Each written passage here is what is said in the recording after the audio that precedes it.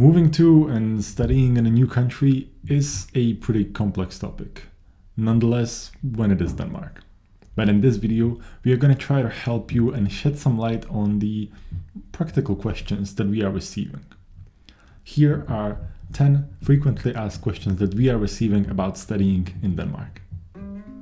By far, the most frequently asked question that we are receiving is, do you really get paid for studying university in Denmark? The answer is yes, you do, and even if you are studying high school. This is mainly meant for Danish citizens, but if you are from European Union, you can also yourself apply for this grant. It is called SU, and every month you're looking at about 850 euros that you can receive as a supplement to help you survive through the college, because things are expensive in Denmark. You can apply. The process is a little complicated, but we have made a very nice guide on our website, guloggratis.dk, and description I will put a link and you can go and read everything about SU. But yes, we really do get paid for studying university in Denmark. Second question, what is the monthly cost of living? Now, this is extremely subjective and we have made a whole blog about this topic, again, link in the description, but you are looking at the price of about 800 to 1,500 euros, depending on both your living conditions and also where you are going to be living. Bigger cities are, of course, much more expensive. If you are looking at Copenhagen, you can really hardly find any room for less than 600 euros or 500 euros. If you are lucky and you can get yourself a place at a dormitory, it might be much cheaper. But if we are talking about smaller cities, such as, for example, Herning or Horsens, or Vejle, if you are moving there, then the price can be much lower. I am currently paying about 300 euros in my rent because I'm living in a smaller city, so that's great. Other than that, overall expenditure should be about 1,000 euros, depending on how much are you spending and how well can you manage your finances. On our website, you can find a full breakdown of different prices and how much do things cost in different cities and how much should you prepare if you are moving here. So again, an amazing blog. You can go and read it right now or after watching this video, of course, link is in the description. Number 3, what kind of culture shock can you expect when you're moving to Denmark? Well, first and biggest shock is the culture of trust. Danes really do believe in each other's ability to hold each other accountable, and everyone really trusts each other. It is not uncommon for you to just leave your phone on the table when you are moving around the campus. It is not unusual for mothers to leave babies in strollers outside of the shop. It's completely normal not to lock your car, which I personally often forget to do, because you just trust that other people will not do anything wrong in a society. And it's one of the most beautiful things that are in the world, and it might be the reason why Denmark is the happiest nation in the world.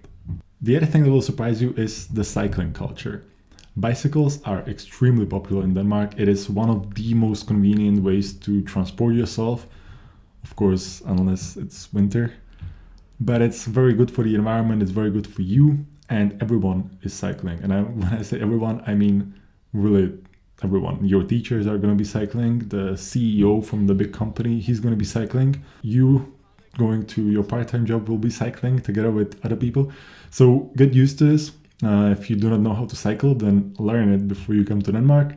And if you're thinking about bringing a nice bike with you, then of course it's a good idea. You will make a great use of it. The fourth most frequently asked question that we are receiving is, what should I pack when I'm moving to Denmark? And let me tell you, first and foremost, pack some warm clothes. Denmark is in moderate climate, but the winters can get really, really nasty. Not in a sense that it gets extremely cold, which it doesn't. Usually it's maximum like -5 degrees or something like that. But the wind and the rain, not the most friendly environment. So you will make great use of a windproof and waterproof jacket, for example. And you will for sure wear sweaters or hoodies and jackets for quite substantial part of the year. Other thing that you might really consider bringing is some crucial documents. This depends on from what country you are from, but of course don't forget things like your ID, don't forget things like your driver's license. Bring in also some passport size photos because you will need those for quite a few applications and they cost a lot to make here in Denmark, so just make some at home, bring it with you. Pro tip that I have for you is to take all of the documents that you have, just line it up on a scanner, scan it, have it as a PDF in your computer, so in case anything goes wrong, you lose it, or God forbid someone steals your wallet, you have all of your documents and you can still legitimize yourself if you would ever need to. So that's like my little pro tip. There are 2 other tips. Again, it's in a blog. Go and read up. Question number 5. How do I open a bank account in Denmark? Well, in order to open a bank account, you first need something which is called CPR, or the personal identification number here in Denmark. To get a CPR number, you need to be going through either an official procedure or you need to be admitted to a study place, which most likely you are. That's why you're watching this. Anyways, after you have a CPR number, you can go to a bank, you take a CPR number, you take a photo ID, and you take a proof of your address here in Denmark. You go to the nice cashier and they will open up a bank account for you. In some banks, you might need to fill out some online forms. In some banks, it might be different. So you can read up all about it on their websites. If the bank doesn't want to open a bank account for you, then you can just go to a different one, because there is surprisingly a lot of banks in Denmark for there being only 5 million people. I feel like there is 5 million banks for 5 million people. So there will be a bank that will for sure be willing to open a bank account for you. Really, do not worry about it. Some examples of banks, the one that I'm personally using is called Danske Bank. The other banks are, for example, Jyske Bank or Nord Sparkasse. I think you can just type bank in Denmark and you can find millions of results. If you're a student, and I'm not 100% sure if this is still the case, but Danske Bank was offering free bank account to students, which is what I have still after 6 years. I still do not pay for my bank account, so I'm really grateful, and I hope that they are still running this program and they just didn't find out that I'm not paying for my bank account. Moving on. The 6th most frequently asked question we are receiving, and though this might be even number 1, but how difficult is it to find a student job? This is very subjective and it mainly depends on 3 areas. What do you know? Who do you know? And how willing are you to really apply yourself? First and foremost, what do you know? If you have some experience from working with graphic design, if you have experience working within economics or IT, then of course you might be in a bit of an advantage over your classmates. If you are just looking for a regular job at a restaurant or in a hotel industry, then it's very difficult to say, and it depends on the second factor. Who do you know? If you have a network of people that are willing to help you out and help you find a job, if they already have a job. One of the most regular jobs that people are working is either as a cleaning job in a warehouse or in a kitchen somewhere. Essentially, it's a student job. These kind of jobs are not too difficult to find as long as you are, number 3, really applying yourself and you really want to find work, you are really eager to work, then it's not too difficult, and I know people that have found work within the first week. If you are interested to find work even before your university starts, then make sure to click on that video, or that video, I'm not sure where the card is coming from, where I have made a similar video where I've explained how you can actually find work and open a bank account and do all of the things before the university starts, so you can be a bit ahead of your classmates. 7th question is, can you learn Danish at your university? Well, unfortunately not. That's the quick answer. The long answer is that yes, you can learn Danish. You can learn Danish in Denmark for free within the first few years of your studies. In different cities, there are different language schools. Officially, they are not part of the university. The university is not offering Danish courses that would be considered regular Danish courses. Sometimes there might be 1 or 2 classes, but pretty much nothing compared to regular language school. What language schools are, however, doing is that they are setting up a stand inside of the university in the first few weeks, and they are signing up people for the language classes. So as long as you waddle around the campus here and there, you will most likely encounter them. The Danish courses in Denmark are for free, and as long as you complete them, they will stay for free. If you do not complete them within the first few years, then unfortunately you will have to pay a little bit to attend these language courses. Number 8, where do you get cheap things in Denmark? Now, this is a great question. A lot of people are asking us this, especially in regards to things like furniture or electronics.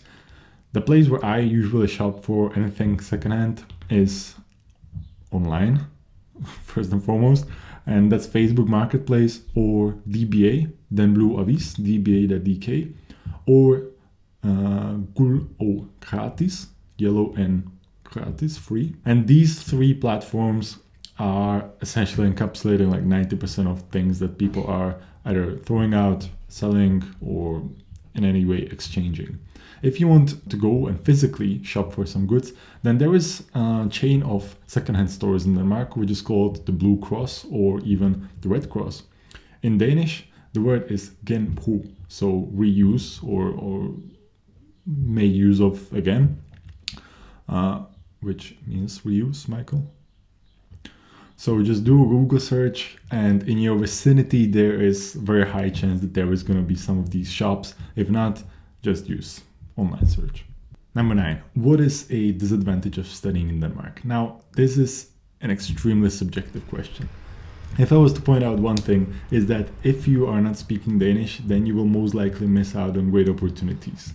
A lot of things that are happening in Denmark are in Danish, and if you are able to speak the language, then you are able to attend, for example, different social events, that you are able to find a job working within areas that you would not otherwise be able to work within unless you speak Danish. And your chances of landing a full-time job are also a bit more diminished if you do not speak Danish. Now for the question number 10, our last question. What happens after graduation?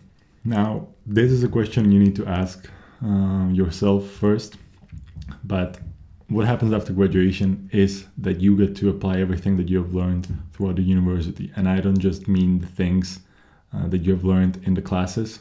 I mean also the things that you have learned on personal level, the friends that you have made, the networks, the skills that you have learned, the things that you have enjoyed doing. Now is the time to settle down and decide what you want to do next.